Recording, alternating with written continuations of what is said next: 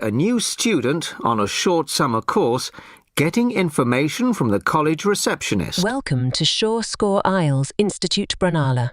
There are a number of different recordings, and you will have to answer questions based on what you hear. All the recording would be played once only. There are 4 sections, and at the end you will be given 10 minutes to transfer your answers.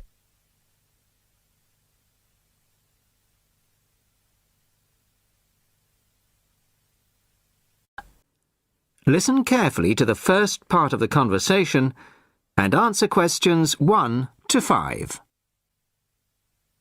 Sorry to keep you waiting. OK, here's the information you need. On the first page, there's some info about the college, the facilities, the courses on offer, etc. Then, on these blue pages here, there's an outline of the social activities. You see there, OK? Yes. Now, this part of the booklet here, the yellow pages, that's the main program starting at 9 a.m. tomorrow. 9 a.m, OK. So all the new students will be gathering in Herville Hall at 9 o'clock. Sorry, where? Herville Hall. I'll spell it for you. It's Hervill,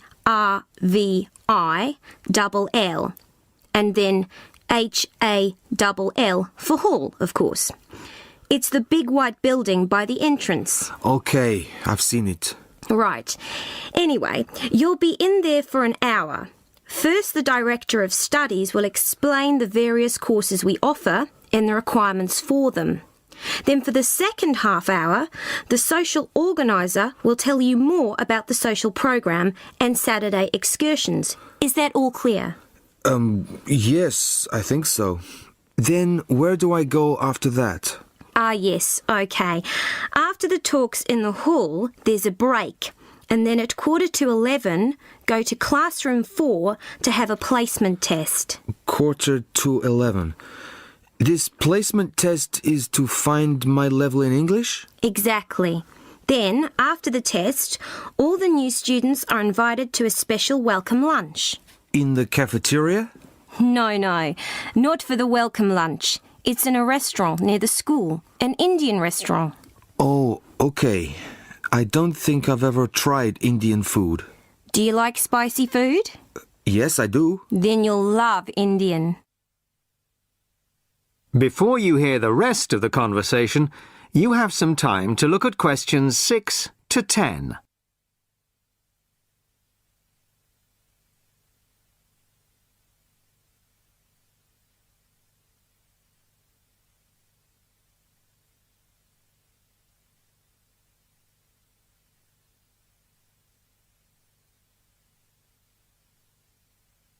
Now listen and answer questions 6 to 10.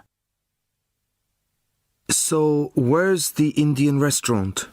Don't worry, it's really easy to find. Have you got that map I gave you?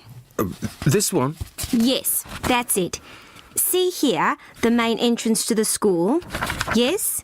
Well, don't go out of there. There's a smaller entrance here, round the back. Oh, yes, I see. OK, so you go out of there, past the phone box, and then turn right into this road here, the one that goes along the side of the park. You'll see a supermarket on the left, and then it's just after that on the right. It's quite a big place. You can't miss it. OK. And one more thing. Is there a post office near here? Post office? Oh, yes, of course. Just the other side of the park.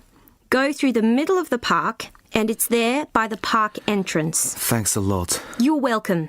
Oh, there's a good cafe near here too. Very popular with the students. Just there. You go out of the main entrance into Varley Road, then turn left at the bank, and it's at the end of the street. They do amazing coffee. That's great. Thanks very much. No problem. Enjoy your course. Thanks again. Bye.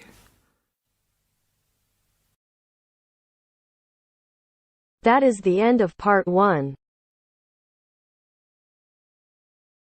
You now have half a minute to check your answers.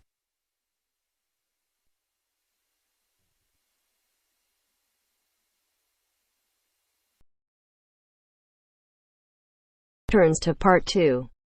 Part 2. First, you have some time to look at questions 11 to 15.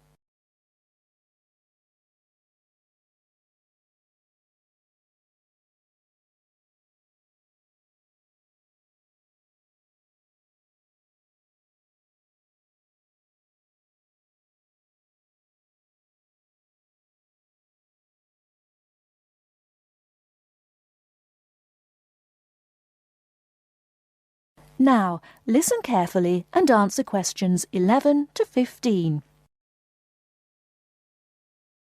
The Airbus A380 is a revolution in aircraft technology. Today I have as my guest Mr. James Carr, who worked on the project. Mr. Carr, when did you start working on the Airbus A380? I started working on the A380 project at the beginning of 2003, about a year after the first real construction began, although work on the plane began in 2000. Can you tell us something about the plane? It is the biggest passenger jet in the world, with a capacity of 550 to 600 seats. It is over 24 metres high and has a wingspan of around 80 metres. It has 20 wheels and weighs 421 tonnes without passengers, and has a range of 14,800 kilometres. What exactly did your job involve? Were you working on the fuselage? No, I was working on the wing assembly at Broughton in North Wales. The fuselage and tail fins were made in Germany and Spain, and the final assembly took place in Toulouse, France. My job was to work on the computer-controlled wing panel assembly machines. These wing panels are not just sheets of metal, but have reinforcing stringers, which are long pieces of metal running along their length. The stringers are needed for strength. For the A380, Airbus invested heavily in automated machinery to fit these. The wing panel assembly machines cost around $12 million each, and there are now 6 of them. The machines required control programs to operate them, which told them where to go and what to do. I was responsible for the control programs. How many people were working on the wing assembly? It involved around 1,000 people, but this was a small percentage of the total, and they weren't all working at Broughton. Before the wing assembly took place, the wing had to be designed. This required massive amounts of research.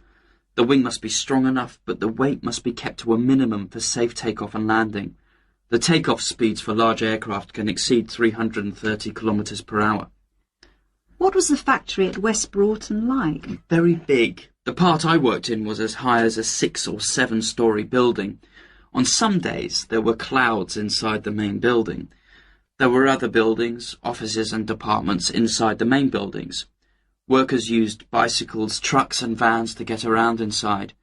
The building is the size of 6.5 football pitches. How did you test the wing?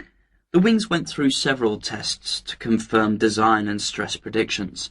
For the new aircraft, we tested one set of wings to destruction to find the strength. In other words, we completely destroyed the wing. We used another set of wings for fatigue testing. Fatigue testing is where we move the wings up and down repeatedly over a long period to check that they perform well and that no cracks appear. There were also test aircraft that pilots flew to check flying performance, fuel economy, loading and safety. How did you feel when the first plane was finished? The A380 is the most significant commercial aerospace project in over 30 years, and so it was good to be involved with something so important. On the 27th of April 2005, we watched as the A380 test aircraft flew for the first time, and there was a real sense of achievement. Did you have any problems during the construction? We didn't attempt a project of this size without expecting some problems. The whole thing was a problem-solving challenge from start to finish. Nothing was predictable. For example, while we were developing the programs, the robots nearly put holes in the wrong place and we had to start again. All these problems cost the company millions of dollars along the way. How much did the whole project cost? I would guess it cost around £8.4 billion or 12.6 billion euros. Thanks for talking to us, Mr. Carr. Not at all.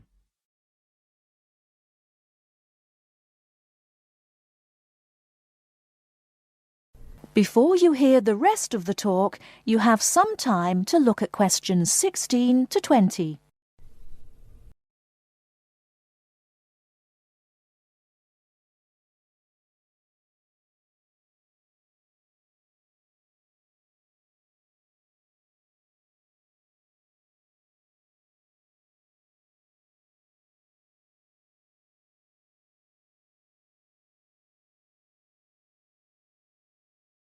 Now listen and answer questions 16 to 20.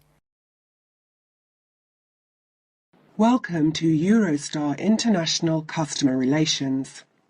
For English, please press 1. Thanks. Your call will now be placed in a queue and answered as soon as an agent becomes available.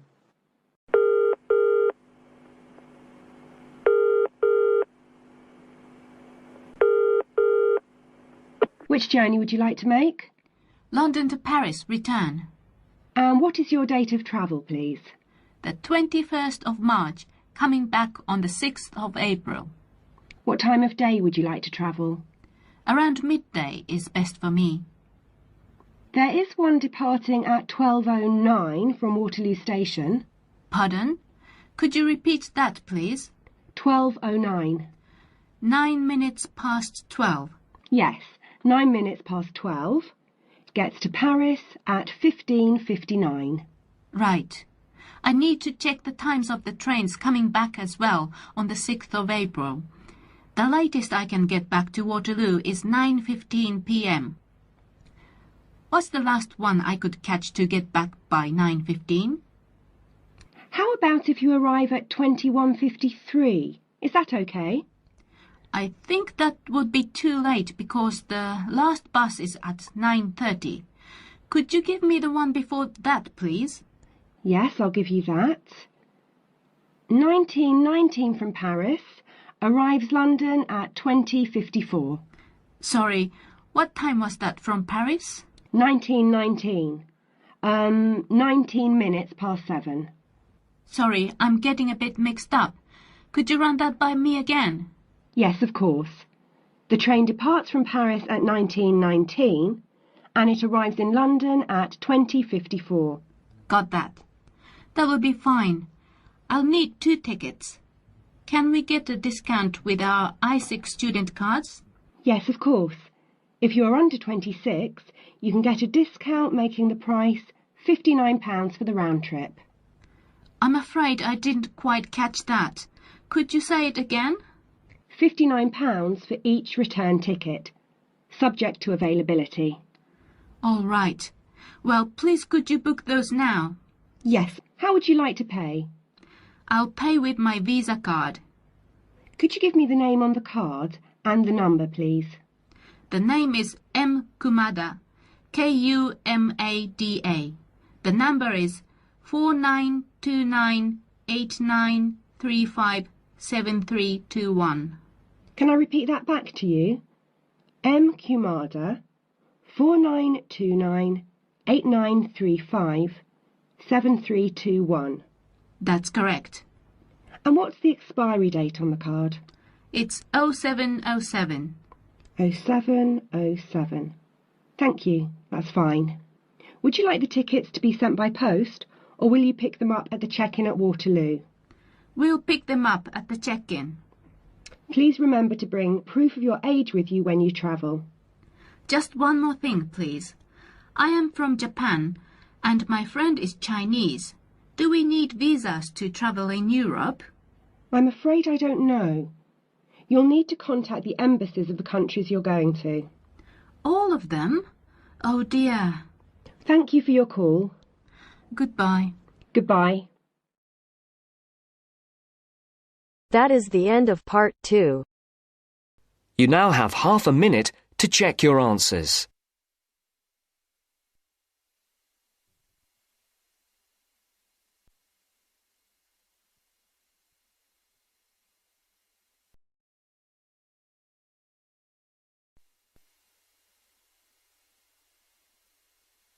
Now turns to part 3. Part 3. You are going to hear a lecture about the Miners Hotel. First, you have some time to look at questions 21 to 24.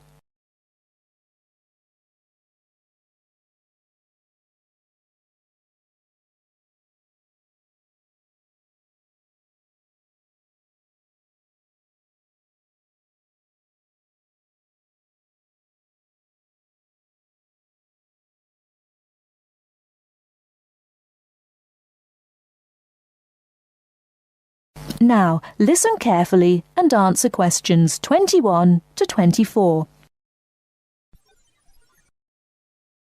Good evening and welcome to the Minor Hotel. We are pleased to have you as our guest. I will give you a brief information session to tell you everything you need to know to make this a pleasant stay. The Minor Hotel was built in the 1850s, during the Gold Rush period, also nicknaming our state the Golden State. People from all over the country and even from other countries came to seek their fortune here in these hills, creating cities overnight. In this city, many Gold Rush hotels soon opened up. This particular hotel was built in 1851, but was destroyed during an earthquake. It was rebuilt in 1995 to recreate the feel of the Gold Rush, complete with articles and actual photographs from during the 1850s. Our hotel is divided into two buildings, one called the Gold Tower and the other is named the Fortune Tower. You will be staying in the Fortune Tower on the 25th floor, complete with great views of the city. Your room is the best room in the hotel, complete with private living room and hot tub. Here is your room card.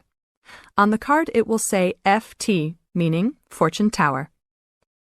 On the bottom of the card it will say 2515. The 25 stands for the 25th floor, and the 15 stands for the 15th room on that particular floor. Before you hear the rest of the talk, you have some time to look at questions 25 to 30.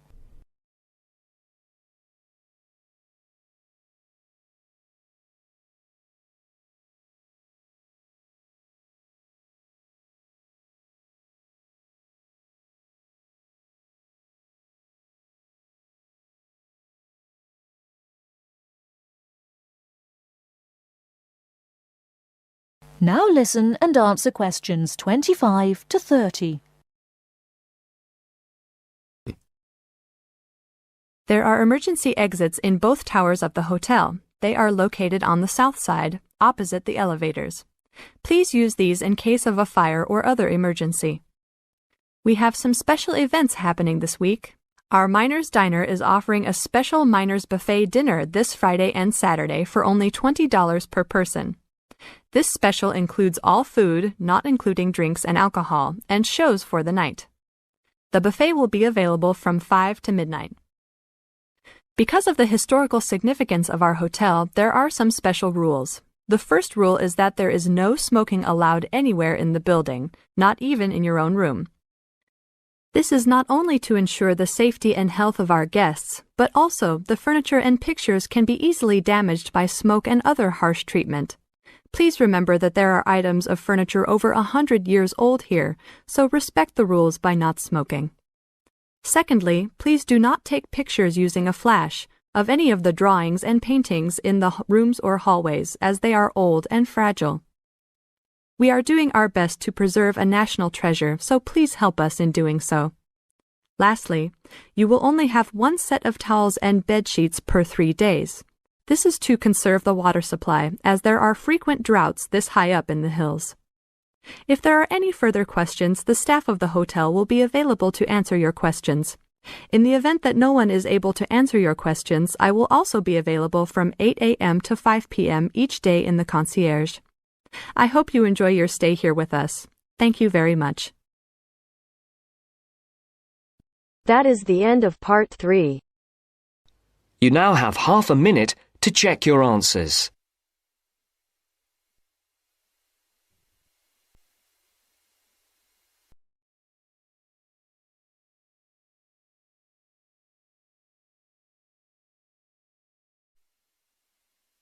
Now turns to part 4. Part 4. For my project, I chose to look at a subject which has interested me for a long time. Why is it that some people are much happier than others? more upbeat and optimistic.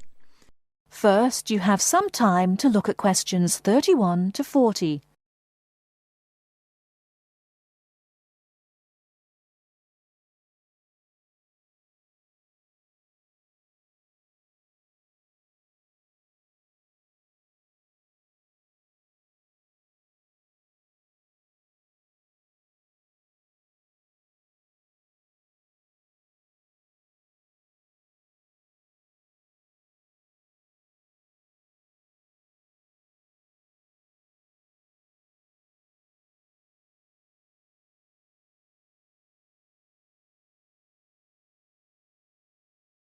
Now listen carefully and answer questions 31 to 40.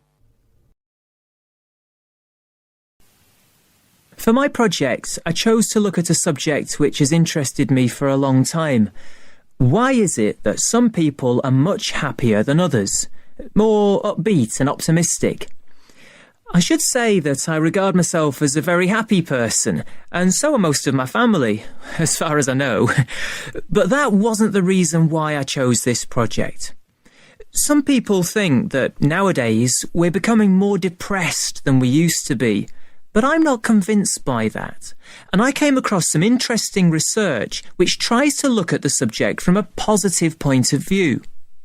It emerged from a movement called the science of well-being. And I decided I wanted to investigate it for my project because it involves several different types of factors. It can be viewed not just from the mental or physical side, but also from the social perspective. Now, in a large-scale study of several thousand people of different ages, researchers found 3 main characteristics which appeared again and again in people who identified themselves as happy. The most significant factor was that you don't have to be someone who does something brilliant, discovers penicillin or composes a symphony, for example. But happy people do seem to know what their strengths are. This enables them to make the best of themselves and not to dwell on what they're doing badly. Another striking finding was that happy people tend to be very curious, not about family gossip or things like that, but about larger issues, like current events. I remember one person the researchers interviewed had never learned to read, but he was happy because he kept up through TV news. And then, and this surprised me, people don't have to have lots of friends to be happy. But they do have to be able to appreciate what they do have, the good fortune they've had, and how different their lives could have been if they hadn't been so fortunate. Turning now to what the research says should be avoided if people are going to stay happy. The 3 things that stand out are as follows. First of all, reflection time on your own is good, but not if people use that time regretting mistakes and blaming themselves for everything. Another point is that people shouldn't worry about getting angry sometimes.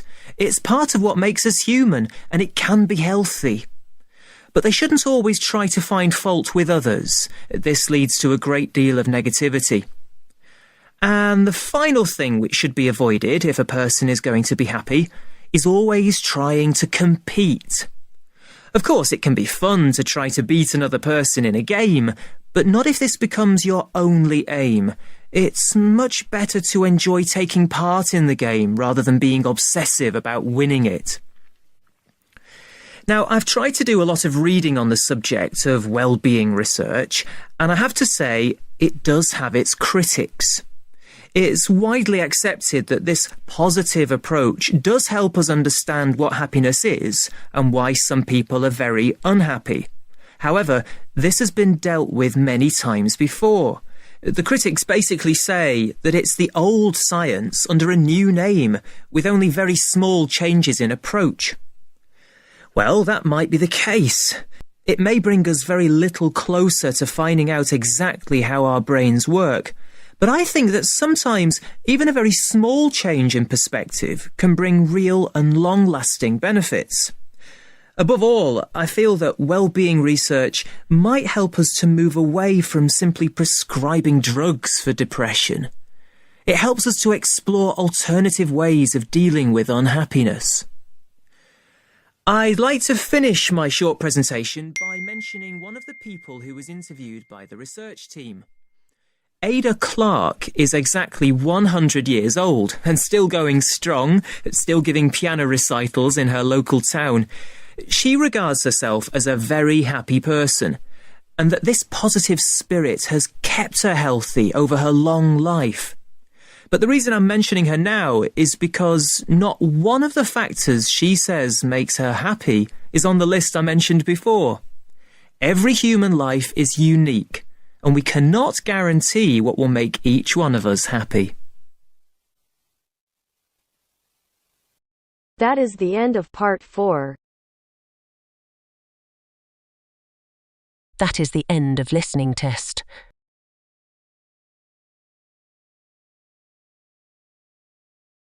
Now, you have 10 minutes to transfer the answer to your answer sheet.